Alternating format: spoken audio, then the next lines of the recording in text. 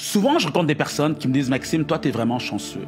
Tes affaires vont bien, tu fais de l'argent, ta vie est belle. » Je prends le compliment, mais concrètement, c'est quoi avoir de la chance? Prenons mon cas, moi, la personne chanceuse. À mes débuts en affaires, j'ai dû dormir sur des bancs de parc parce que je n'avais pas d'argent pour me louer un appartement. Ou ces jours que je n'avais rien à manger, à peine $1 en poche pour m'acheter un pâté jamaïcain que je séparais en deux. Je prenais une partie pour le matin et une partie pour le soir. Merci aussi à ces organismes qui me donnaient de temps en temps des œufs précuits pour me nourrir. Alors il faut que tu me le dises. Je veux savoir, c'est quoi la chance pour toi? Est-ce lorsque je recevais une dizaine de rejets quotidiennement par des personnes qui ne voulaient rien savoir des produits et services que je vendais?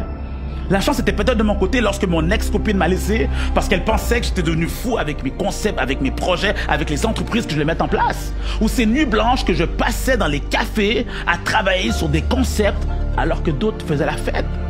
Il faut que tu me le dises, je veux savoir, c'est quoi la chance pour toi? Cela fait 20 ans que je suis discipliné.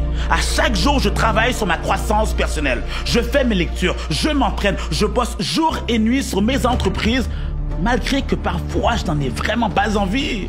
Je suis tellement focalisé sur mes affaires que je suis déconnecté de ce qui se passe autour de moi. Je ne regarde pas de sport.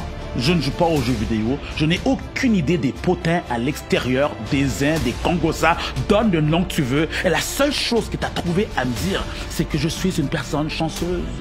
De nos jours, les gens veulent tous réussir en faisant le moins d'efforts possible. Ils sont tous à la recherche de la fameuse formule miracle. Ils vont sur Google, ils vont taper des mots-clés tels que « Comment devenir riche rapidement ?»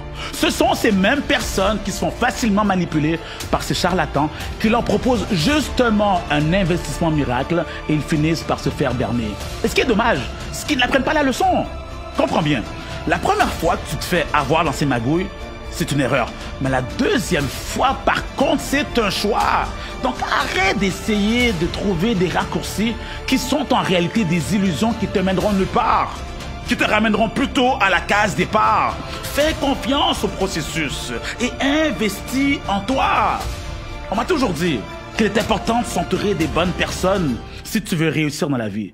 Tel que l'expression le dit, dis-moi qui tu connais, je te dirai qui tu es.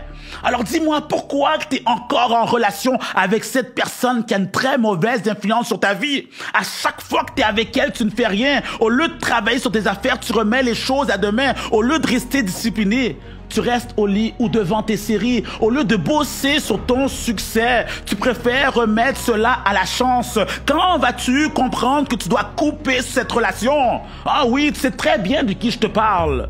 De mémoire, je crois que son prénom c'est Procrastine. Il est probable que cet ami te réconforte car tes échecs passés te hantent encore. Mais ce n'est pas en faisant la victime que tu pourras t'en sortir. Et là, tu me diras, Maxime, tu ne me comprends pas, tu ne sais pas par quoi je suis passé. T'inquiète, je sais exactement par quoi tu es passé, car cela fait des années que tu ne cesses de répéter les mêmes histoires. C'est vrai que ça fait mal lorsque tu vois ton partenaire d'affaires te voler et te laisser avec une entreprise au bord de la faillite. C'est vrai que ça fait mal lorsque tu n'es même pas capable de faire plaisir à tes enfants ou à tes proches parce que tu es tellement cassé. C'est vrai que ça fait mal lorsque tu vois ta femme ou ton mari te tromper pendant que tu étais à l'extérieur en train de bâtir ton entreprise qui devait en théorie permettre à ta famille d'être libre financièrement. Alors que tout ça s'est passé, je te pose la question, que vas-tu faire?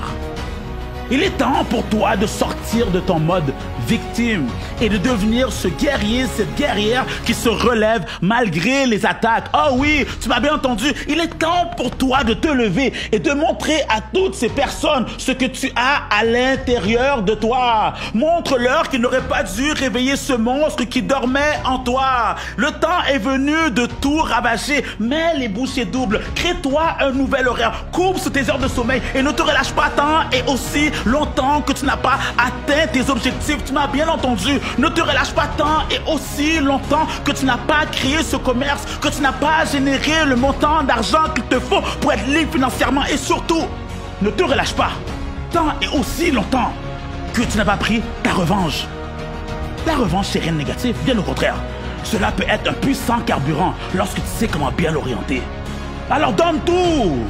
Et lorsqu'on te reverra, tu sauras que tu as pris le dessus, que tu as réussi, lorsque tous ces heureuses te diront que tu as seulement eu de la chance. C'était Maxime Victor pour t'inspirer et te motiver à te surpasser.